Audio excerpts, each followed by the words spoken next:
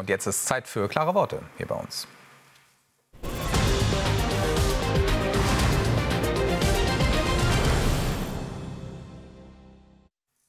Und zwar mit Kolumnist und Autor Reinhard Mohr. Herzlich willkommen. Hallo. Guten Tag. Also, Endspurt in den Koalitionsverhandlungen. Es wirkt ja bisher ein bisschen so auf mich, als würde Angela Merkel weiter regieren, oder? Ja, die Gefahr besteht natürlich, aber ich würde trotzdem sagen, da wird schon was rauskommen, was besser ist. Also ganz einfach gesagt, der Kanzler wird Friedrich Merz heißen. Es wird wahrscheinlich einen CDU-Außenminister geben, vielleicht sogar David McAllister. Es wird einen CDU-Innenminister geben. Also wir werden schon eine andere Konstellation haben, aber ich fand gestern Abend wieder so typisch, wie die Lage ist. Joschka Fischer im Interview bei Frau Mioska hat die Lage präzise beschrieben. Sicherheitspolitisch, außenpolitisch, Trump, Putin, Europa muss sich stärken, selber stärken.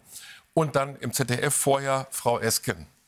Frau Esken hat den Schuss immer noch nicht gehört in Sachen Migration, aber auch in Sachen Finanzen und Bürgergeld.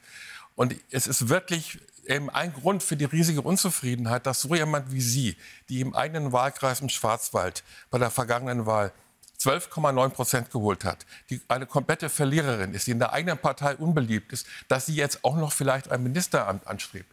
Aber am Ende ist es so, diese Woche heißt eben auch Augen zu und durch. Am Ende muss eine Regierung stehen in dieser Lage, in der wir auch durch Trump und durch diesen Börsenabsturz geraten sind, müssen wir unbedingt eine Regierung haben, die handlungsfähig ist.